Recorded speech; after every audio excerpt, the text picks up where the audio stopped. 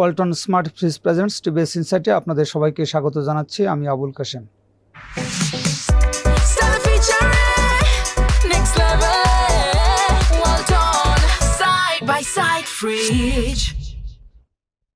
প্রিয় দর্শক, আমরা আজকে কথা বলবো দেশে যারা অবৈধ সম্পদ অর্জন করেছে অনিয়ম দুর্নীতির মাধ্যমে, তো তাদের বিরুদ্ধে আমাদের দুর্নীতি দমন কমিশন বা দুদকের অ্যাকশন পরিস্থিতি নিয়ে। আপনারা জানেন যে গত বছরে ৫ আগস্ট সরকার পতনের পর আওয়ামী লীগের স্বাভাবিকভাবে আওয়ামী লীগের আমলে যারা অনিয়ম দুর্নীতি করে অনেক সম্পদের মালিক হয়েছিল, তাদের বড় বড় অনিয়মকারীদের বিরুদ্ধে দুদক মামলা করেছে এবং সেসব মামলা চলমান আছে।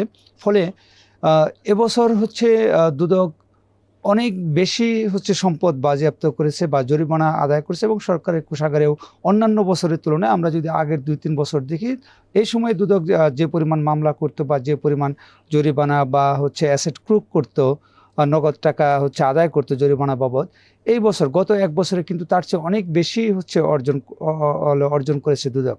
এ বিষয়ে টিভিএসে আজকে লিড নিউজ প্রকাশিত হয়েছে। নিউজটি করেছেন আমাদের সিনিয়র রিপোর্টার রেজাউল করিম। আমরা তার কাছ থেকে বিস্তারিত জানবো। রেজা, আপনাকে স্বাগত জানাচ্ছি। আপনার আজকে যে স্টোরি, যে দুর্নীতি দমন কমিশন গত বছরে অনেক সাফল্য দেখেছে, বিশেষ করে জরিমানা আদায় এবং জরিমানা আরোপ এবং আদায়ের ক্ষেত্রে, একটু যদি আমাদের বিস্তারিত জানান যে গত বছর দুদক আসলে কি করছে, এটা আগের ২ বছরের তুলনায় কতটা কম বা বেশি? ধন্যবাদ আপনাকে। আজকে আমাদের স্টোরিটা ছিল দুর্নীতি দমন কমিশন যে দুর্নীতিবাজদের বিরুদ্ধে মামলা করলে মামলাগুলো নিষ্পত্তি হয়ে ওই বেশিরভাগ মামলার রায়ে একটা দণ্ড হয়, 10 বছর, 15 বছর বা 10 বছর, 7 বছর কারাদণ্ড হয়। পাশাপাশি ওই আসামি যে পরিমাণ সম্পত্তি অবৈধভাবে উপার্জন করে, এগুলো সাধারণ রাষ্ট্র সিজ করে নেয়, যেটা বাজেয়াপ্ত বলতেছি আমরা। পাশাপাশি একটা জরিমানাও করে। তো এখানে জরিমানার পরিমাণটা গত বছর ২৪ সালে যে পরিমাণ হয়েছে প্রায় ৫,০৬০ কোটি টাকা, এতে ২০২৪-এর তুলনায় প্রায় 4 গুণ। মানে ২৪ সালে এটা হয়েছিল অলমোস্ট ১,৫০০ কোটি টাকা, আর গত বছর হয়েছে প্রায় ৫,০৬০ কোটি টাকা। পাশাপাশি সম্পদ বাজেয়াপ্ত করেছে ৩২১ কোটি টাকার অলমোস্ট, যেখানে প্রতি বছর ২৪ সালে যা হয় তার ২৬ গুণ ২৭ গুণ বেশি সম্পদ বাজেয়াপ্ত করছে। ৩২১ নাকি ৩০,০০০? না, ৩২১। আচ্ছা, ৩২১ কোটি টাকার সম্পত্তি বাজেয়াপ্ত করছে মামলার রায় অনুযায়ী। আর আপনি যেটা বলতেছেন, আরেকটা বিষয় আছে, একটা সম্পদ বাজেয়াপ্ত, একটা সম্পদ জব্দটা হলো দুদক যখন কোনো বিষয় অনুসন্ধান শুরু করে বা মামলা কাজ যখন চালায়, তখন যদি দুদক মনে করে এই ব্যক্তির কাছে অবৈধ উপকৃত সম্পদ সে বিদেশ পাচার করবে বা এটা অন্য খাতে নিয়ে যাবে, তখন এটা একটা মামলা নিষ্পত্তি পর্যন্ত দুদক কোর্টের কাছে আবেদন করে যেটা সম্পত্তিগুলো ক্রোক করা হোক। এই ক্রোকগুলোর সম্পত্তিগুলো দুদকের অধীনে বা প্রত্যেকটা ডিসি অফিসের অধীনে থাকে। আর বাজেয়াপ্ত করা সম্পত্তিগুলো সম্পূর্ণ রাষ্ট্রের কোষাগারে যায় এবং একই সাথে জরিমানা টাকাগুলো রাষ্ট্রের কোষাগারে যায়। তো এখানে একটা বিষয় উল্লেখযোগ্য, আপনি যেটা বলছিলেন একটু আগে, যে গত বছর কেন এত বেশি সম্পদ জরিমানা হলো, এই এক বছরের কারণ কি? এটা হলো যে দুর্নীতির মামলা তাদের বিরুদ্ধে হয়েছে এর আগে, ২৪ সালে বা ২৩ সালে বা এর আগে। এমন কিছু মামলা আছে যেগুলো মামলা আসামিরা বেশিরভাগ পলাতক। তো পলাতক আসামিরা আপিল করতে পারে না। বিচারিক আদালতে রায় হলে তার দণ্ড হয়েছে বা জরিমানা হয়েছে বা সম্পদ বাজেয়াপ্ত করতে আপিল করতে পারে না। তো ওই যে আপিলকে যেগুলো নিষ্পত্তি হতে পারে নাই, ওই সম্পত্তিগুলো একটা নির্দিষ্ট সময় ৯০ দিন, আপিলের বিধান হলো সিআরপিসি অনুযায়ী আপিলের বিধান ৯০ দিন, ৯০ দিনের মধ্যে কেউ আপিল না করলে ধরা সে পলাতক। তখন দুর্নীতি দমন কমিশন বিচারিক আদালতকে আবেদন করে যে এই ব্যক্তি পলাতক, আমরা তার সম্পদগুলো বাজেয়াপ্ত করে নিতে চাই এবং তার জরিমানার টাকা আদায় নিতে চাই। তখন এই যে গত বছর আমরা দেখেছি প্রায় ১,৫০০ কোটি টাকা সম্পদ জরিমানা আদায় করেছে সরকার, দুদক, যেগুলো রাষ্ট্রের কোষাগারে সম্পূর্ণ জমা হয়েছে এবং রাষ্ট্রের কাজে ব্যয় হচ্ছে। আপনার কাছে একটু জানতে চাবো যে আমরা যদি একটু ব্যাকগ্রাউন্ডে যাই, যে দুদক মামলা করে অনেক সময় এই যে ক্রোক করা হয় এবং মামলা দীর্ঘদিন ধরে চলেছে। আমরা যদি এক্সাম্পল হিসেবে দিই যে ডেস্টিনির মামলা, সেটা প্রায় ২০১২ সাল থেকে এখনও চলছে, যদিও ৫ আগস্টের পরে ডেস্টিনির রফিকুল আমিন সাহেব জামিন পেয়েছেন, কিন্তু এই সম্পদ কিন্তু ক্রোক অবস্থায় আছে। ডেস্টিনির বিপুল সম্পদ ছিল এবং মানুষের পাওনা তো আরও অনেক বেশি, ৪-৫ হাজার কোটি টাকা। তখনই আমরা নিউজ করছি যে ৪-৫ হাজার কোটি টাকা ডেস্টিনির কাছে গ্রাহকদের পাওনা। কিন্তু এই সম্পদগুলোর ব্যবস্থাপনাটা আসলে কিভাবে হয়? এখান থেকে যে ইনকাম হয় সেই ইনকামটা আসলে কোথায় যায়? ডেস্টিনির ঘটনাটা আজ আসলে দুদকের ইতিহাসে একটা অন্যতম বড় এবং আলোচিত ঘটনা। এখানে মামলা হওয়ার আগেই ডেস্টিনি সম্পদগুলো ক্রোক করে দুদকের আবেদন ভিত্তিতে। ঢাকায় যে সম্পদগুলো থাকে এগুলো ডিএমপিকে দায়িত্ব দেওয়া হয়। আপনি জানেন গাড়ি, বিভিন্ন বিল্ডিং, ফ্ল্যাট বিভিন্ন আছে, ফ্ল্যাট, সিনেমা হল। অনেক কিছু ডিএমপিকে দেওয়া হয়।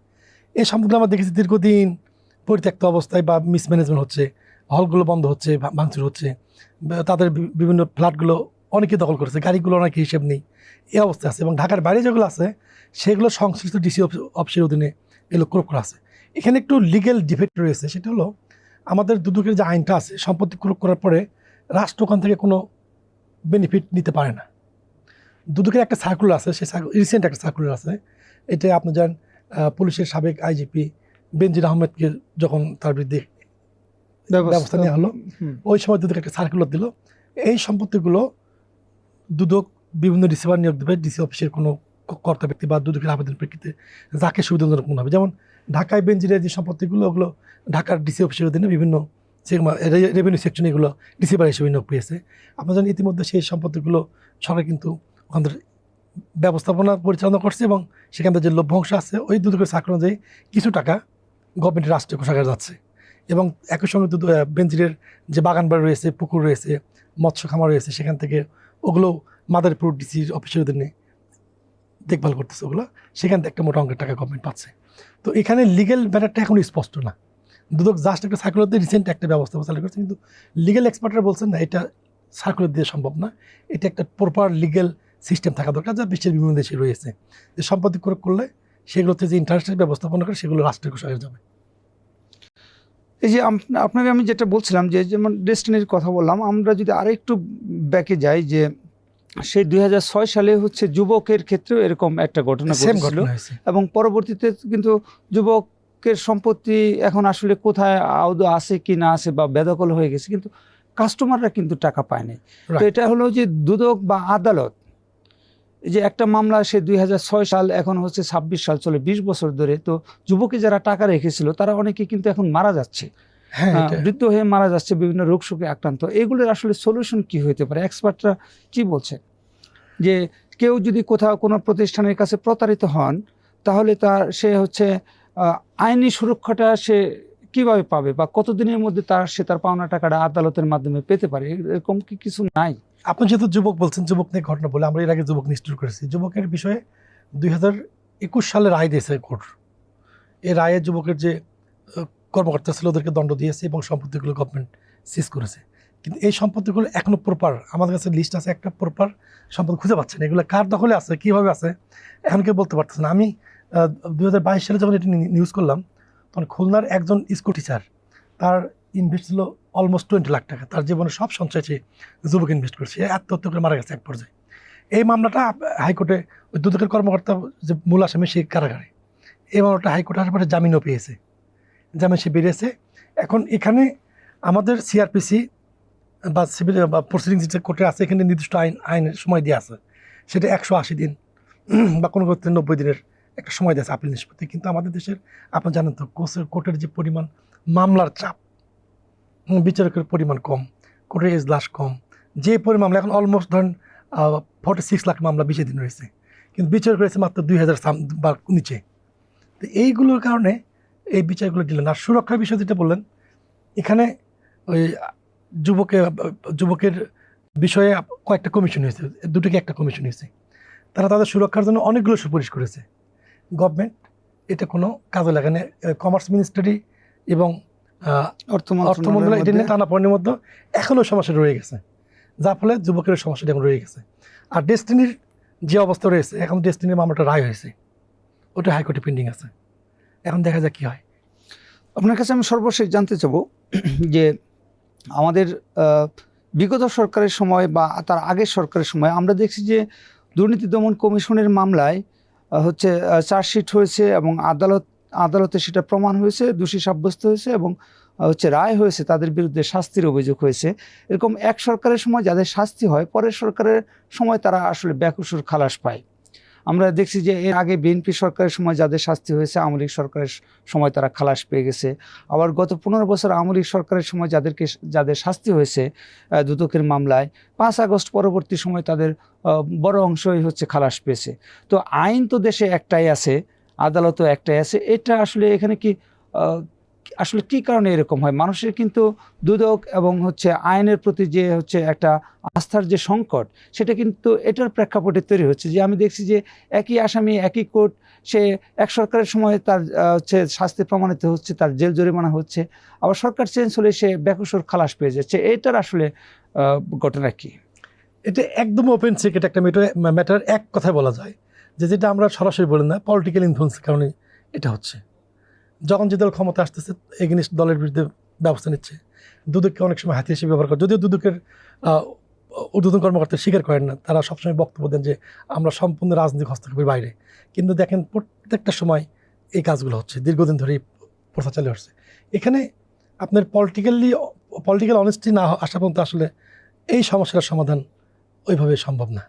তার মানে তাহলে হচ্ছে যে দুদক আসলে দুর্নীতি দমন করার চেয়ে কি তারা বিরোধী দল দমনের দিকে তৎপর থাকে? এটা কারণ গত 15 বছরে আওয়ামী লীগের যেসব দুর্নীতি হয়েছে সেটা কিন্তু আমরা সবাই দেখছি বা এখনও দেখতেছি। কিন্তু এই 15 বছরে দুদক ছিল, তারা আওয়ামী লীগের কোনো নেতার বিরুদ্ধে কিন্তু মামলা করে নাই। কিন্তু 5 আগস্টের পরে হচ্ছে দুদক ঝাঁপায় পড়ছে, যাকে পাচ্ছে তার বিরুদ্ধে মামলা দিচ্ছে। তো কিন্তু এই দুর্নীতিগুলি তো আগে ছিল, তো তখন দুদক কেন আসলে করে নাই? এটা আমরা ভাবে বলতে পারবো না। আমরা তো পাবলিক পারসেপশন আমরা যেটা বললাম যে এই কারণে সম্ভবত এই কাজটা হয় না। পলিটিক্যাল হাতিয়ার হিসেবেই গভর্নমেন্টগুলো দুদককে ব্যবহার করে থাকে, যেটা আমরা আগে দেখেছি, এখন দেখছি, হয়তো ফিউচারে কী হবে জানি না। তবে এই কালচার থেকে বের হলে আসলে আমাদের দেশের ফিউচার খুব ভালো বলে মনে হয় না। ধন্যবাদ আপনাকে। প্রিয় দর্শক, আপনারা রেজাউল করিমের কাছ থেকে বিস্তারিত জানলেন। রেজা সর্বশেষ যে কথাটি বলছে যে এই কালচার, দুদকের যে কালচার, এইখান থেকে যদি বের হতে না পারি আমরা, আমাদের জাতির জন্য আসলে ভালো কিছু সামনে আসছে না। আমরা চাই যে দুদক সত্যিকার অর্থে একটা স্বাধীন দুর্নীতি দমন কমিশন হিসেবে কাজ করুক। কোন দল ক্ষমতায় আছে বা নেই সেদিকে না থাকে, তারা যারা প্রকৃত পক্ষেই যারা দুর্নীতিবাজ তাদের বিরুদ্ধে অ্যাকশন নেক, সেটা দলমত নির্বিশেষে। তাহলেই কিন্তু আমরা যে দুর্নীতিতে বাংলাদেশের যে একটা দুর্নাম রয়েছে বিশ্বব্যাপী, সেখান থেকে আস্তে আস্তে আমরা রিকভারি পেতে পারি। এবং এই দুর্নীতিবাজটা যদি দমন হয় তাহলে আমাদের দেশের সাধারণ মানুষ, দরিদ্র বা নিম্নবিত্ত যারা আছে তাদের জন্য কিন্তু সরকারের পক্ষে অনেক কিছুই করা সম্ভব। তো যাই হোক, আমরা সেই আশা নিয়ে আজকে শেষ করব যে দুদক শক্তিশালী হবে, সত্যিকার অর্থেই দুর্নীতিবাজদের বিরুদ্ধে ব্যবস্থা নেবে। এটা আমাদের প্রত্যাশা। আমাদের শো আপনাদের ভালো লাগলে আপনারা লাইক করবেন, শেয়ার করবেন। সবাইকে ধন্যবাদ।